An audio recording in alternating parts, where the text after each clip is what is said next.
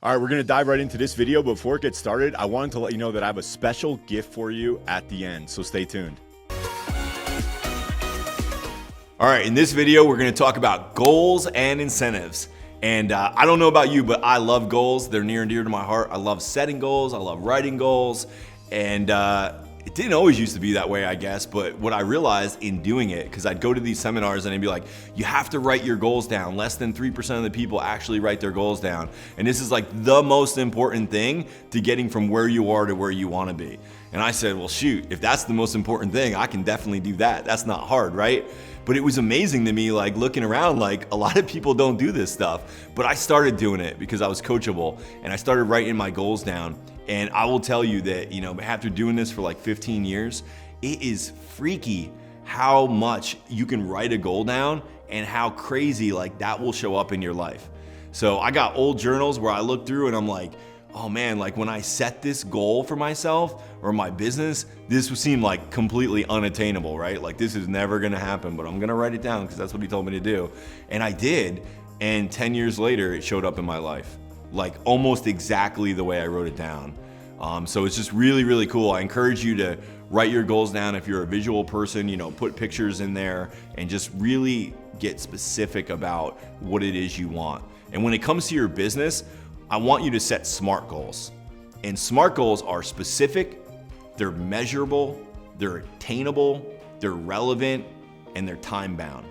So you want your goals to be very specific, because if you're setting a goal like, hey, I just want to lose weight, and you don't make that goal specific, like I want to lose X amount of pounds. And I want it to be measurable. So like I want to like check in on like exactly what I'm doing and when that's going to happen by. And I want to make sure it's attainable. If I weigh 200 pounds and I set a goal to lose 100 pounds, well, I'd be dead if I lost 100 pounds. So it's not attainable. You want it to be attainable. You also want it to be relevant. If you're not overweight and you set a goal to lose weight, it's probably not a goal that you're going to put a lot of emphasis on because it's not really relevant to you. And then it needs to be time bound. There has to be a deadline with a goal. If I say, hey, I want to sell 500 homes a year, and it's like, well, when do I want to get to 500 a year? If there's no time on it, it doesn't work. So when you're setting goals, make sure you run your goal through the checklist. Is it specific?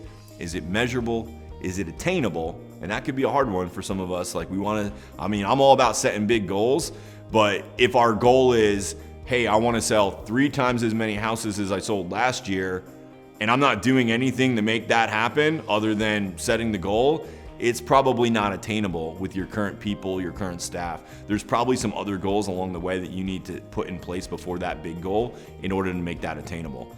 And then make sure it's relevant to what your cause is or what your company is all about, and then make sure it's time bound. Couple tips for you when it comes to goals.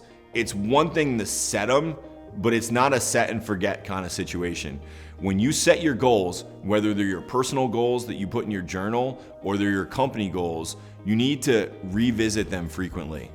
And when you're in the atmosphere of a company, they need to be communicated regularly. And that's just another great reason to have a good weekly meeting structure, is because you can see, where are we relative to our goal? Are we falling behind or are we ahead?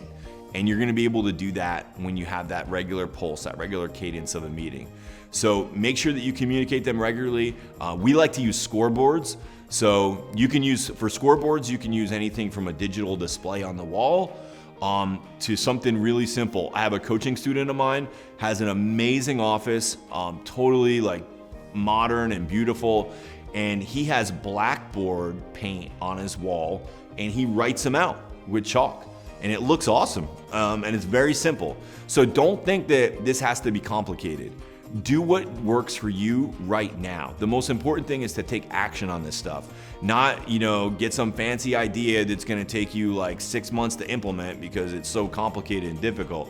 We didn't start out with digital scoreboards. We started out with it on paper, then it was on a whiteboard, and then ultimately it was on some janky software that looked terrible, but it was up there. And now we have something that looks cooler, and it's just an evolution.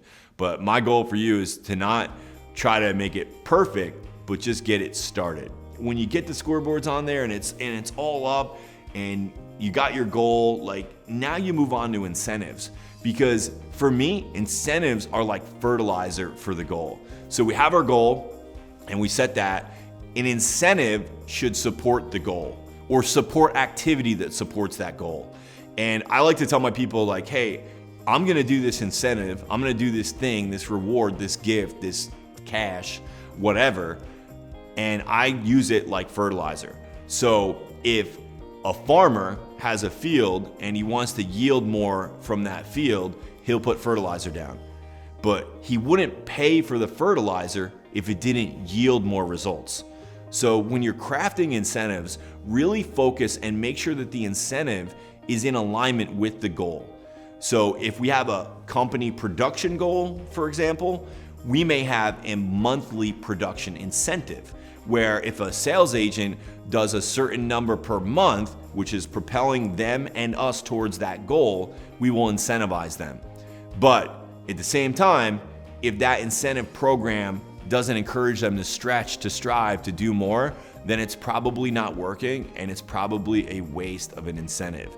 And it's really good to focus on it that way because you should have incentives and you should reward your people. But your job as the leader is to figure out the ways that you can do that are gonna have results, that are gonna impact them, impact the change that you wanna see happen. And ultimately, your job as a leader and your ability to lead your people to be the best versions of themselves is all rooted in that. Like, make sure that you're helping them and you're helping them achieve more and you're moving them to their goals and you guys collectively to your company goals. Hey, I hope that was super helpful for you and I hope you got some actionable nuggets. But one of the things I know that holds people back is they understand the idea of goals and it's important. They just struggle to take action because they don't have the right template. So I want to solve that problem for you here today. And I've actually included the template that I use personally, which is sort of derived from the book Traction and the Vision Traction Organizer, where I have everything I need on one sheet of paper. So check out the show description notes below, and you'll be able to grab that link for the same template I use.